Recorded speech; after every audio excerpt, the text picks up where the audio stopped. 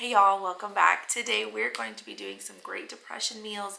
These meals are going to be very cheap, so they're great if you are just really in a pinch and you're in a tight spot and you don't really know what to make for your family. These are going to be some great options. I have breakfast, lunch, dinner, and a dessert for y'all. They're all going to be super cheap. Let's get started. To kick us off, we're going to start making some bread. So we are going to need 1 cup of warm water, and then we're going to need 1 packet of yeast. This is about 2¼ teaspoon of yeast here. And then we're going to add in just a little bit of sugar. We have 1/3 cup of sugar.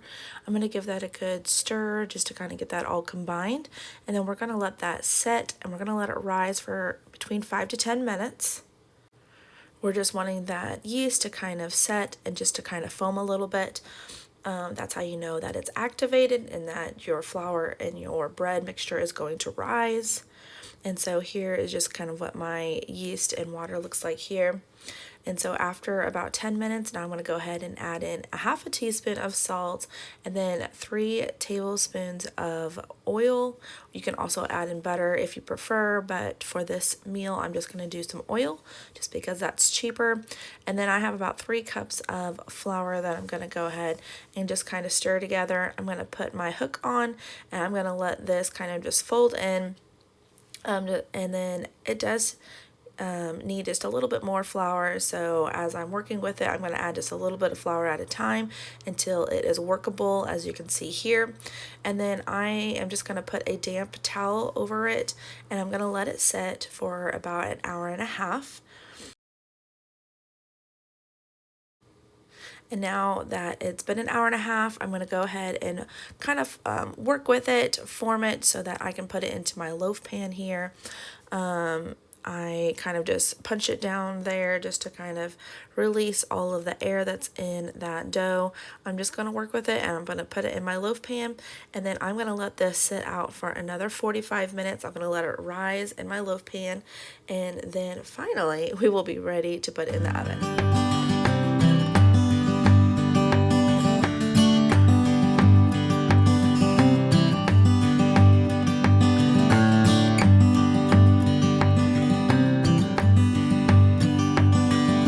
This is what it looks like after 45 minutes.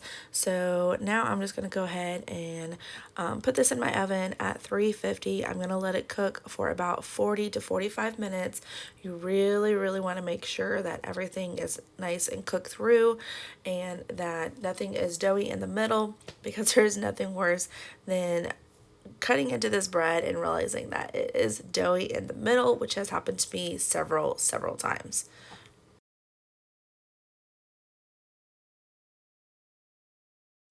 Yesterday I made that loaf of bread, and now this morning we're gonna have that for breakfast. So all we're gonna have is just some toast. I'm just gonna put some peanut butter on it. It's really great protein. I don't have any bananas, or I put some bananas on top of it as well, and feed it to my kids.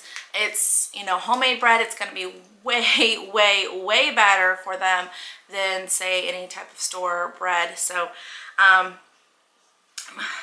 the bread is really good. It's amazing. So here I'm just showing you my peanut butter slice that I'm going to have for breakfast. Creeper in the background, goodness. But this bread is so good. I'm so glad that I tried out this recipe using just plain water and salt, sugar, yeast. Basic ingredients. So this is a super nutritious and very filling, actually, for breakfast. And if you have it in your budget to have some oatmeal, this would pair perfectly with some oatmeal. So good. Okay, for lunch here, I am making a typical poor man's meal. So this is going to be some hot dogs and potatoes, and I'm going to put like a little bit of some green onions or just anything to kind of give it some flavor, some green bell peppers, anything. You can even put some onions. So here I'm just going to use some bacon grease just since I had it on hand. I'm going to go ahead and use that fat. That way I'm using what I have on hand. I've heard that some people call this Spuds and Duds. I had no idea what this was called. I found a recipe and I thought that I would go ahead and try it out. So here I just diced up about 4 to 5 small potatoes. And now I'm going to go ahead and put in my green bell peppers. I just had that bag in the freezer, so I want to go ahead and use that up. And then I'm just going to stir this up. I want to make sure that everything's nice and even. We're going to put in our hot dogs like the very end because it doesn't take very long for those hot dogs to cook. And then I'm going to add in some seasonings because we need lots of flavor, especially if you only have a couple ingredients. You really need to add in lots of seasonings just to give it an extra boost of flavor, making sure that all your meals are going to taste good. Of course, I am using my paprika because that's my favorite. And then I'm going to use some seasoning salt and some pepper. I'm going to give that a really good stir. Another good one would be like some garlic powder, I don't know, anything to kind of give it some flavor.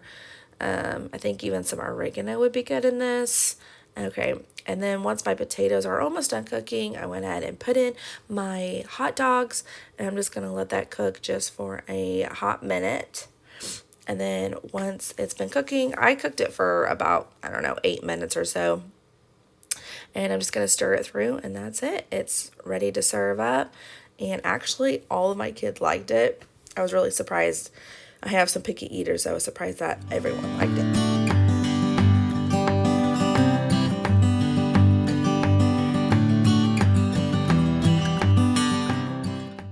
Okay, for dinner tonight, I am kind of using up some things here that are in my fridge that are getting a little questionable.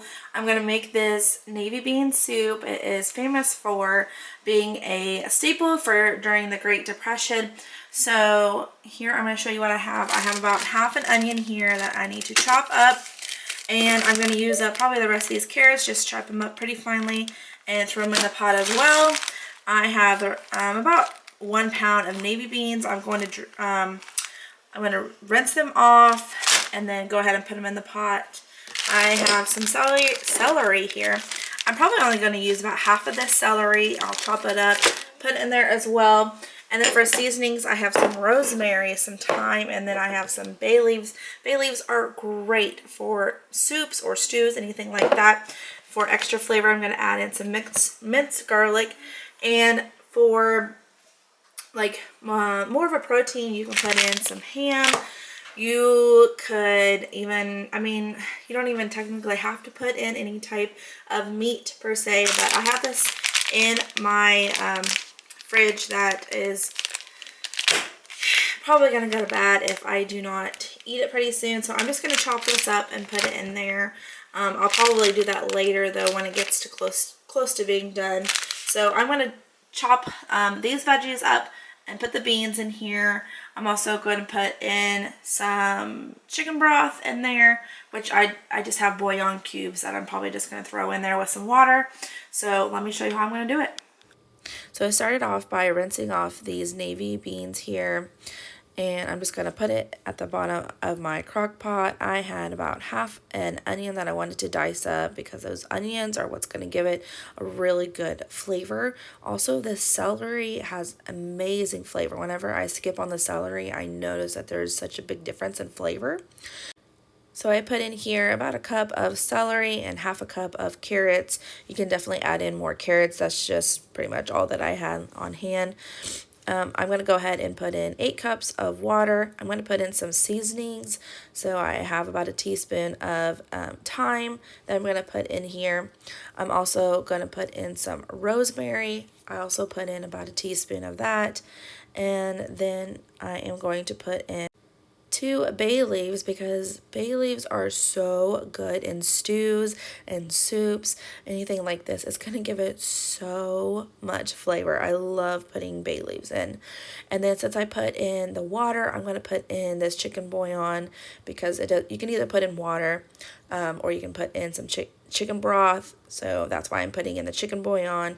You definitely want that type of flavor in this meal. I mean, if you do water, I'm sure it'll be fine too, but that chicken broth and chicken bouillon is what's going to give it a really, really good flavor.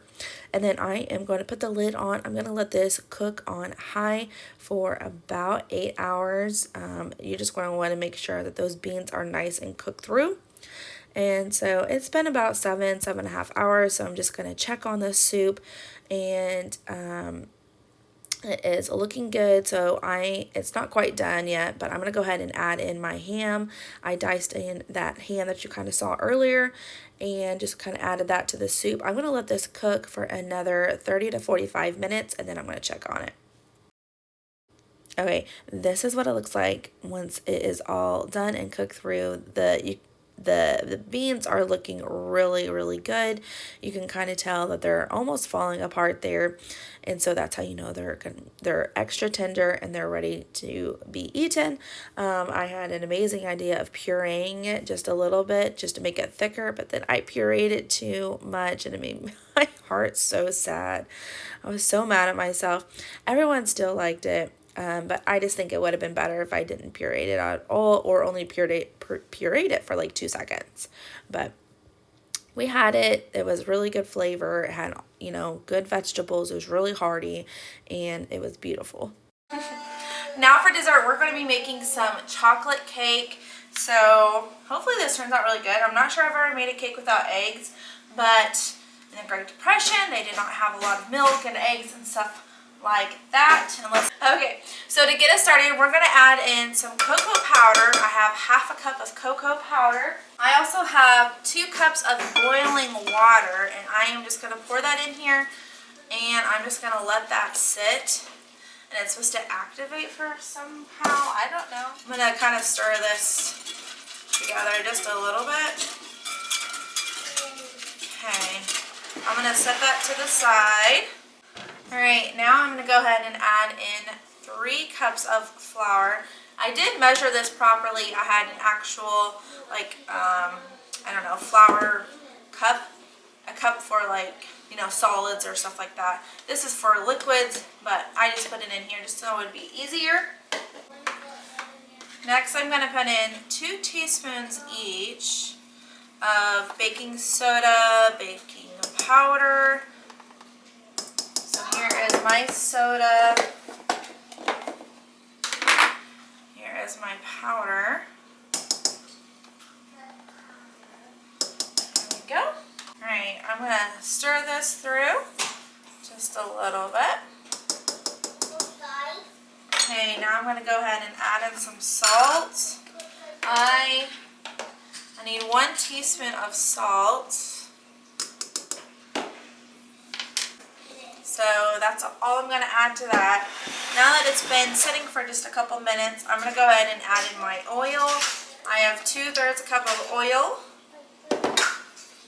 And then I'm going to put in 1 teaspoon of vanilla. I'm really hoping this tastes good. And then I have some apple cider vinegar. Now this recipe calls for white vinegar, but I don't ever cook with vinegar whatsoever. I cook with apple cider vinegar sometimes, so that's the only type of vinegar I had on hand, so hopefully it works okay. Gonna shoot for the best on that.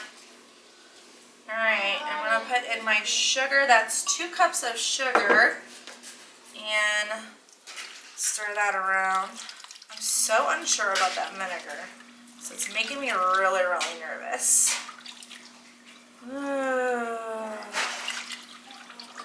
I can't stand apple cider vinegar.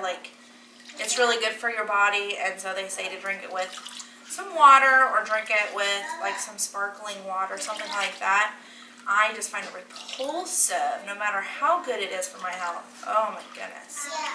So it's really hard for me to drink it or take it. I don't know. Alright, and then I'm going to go ahead and add my flour mixture. I'm going to give this a really good stir, and hopefully it'll look like a cake. Don't fall out.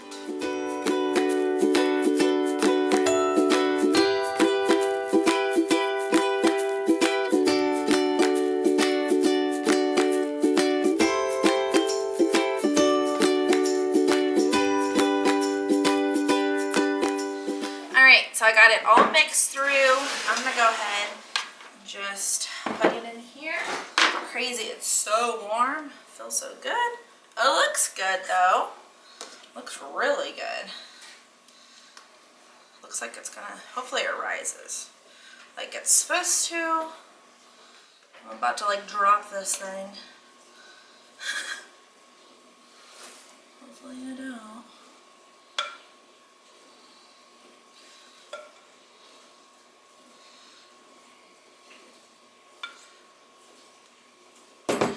Alright, so what they say is if the batter tastes good, it's gonna be good. So let's taste it. It tastes good. Tastes good. Hopefully it's going to cook well. I'm going to put this at 350 about 30 minutes and we will check back and see what it's looking like. Okay, this is the final product. I was really impressed. I really didn't think it was going to rise as much.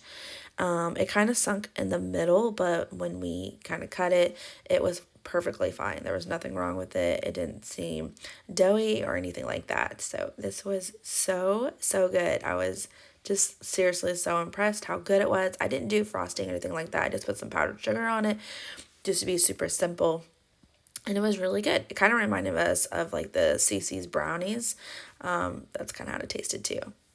Thanks so much for watching this video. I hope you found some awesome ideas for meals this week. And I have tons of other videos just like this on my channel, so make sure you check them out. I'll see you in the next one. Bye.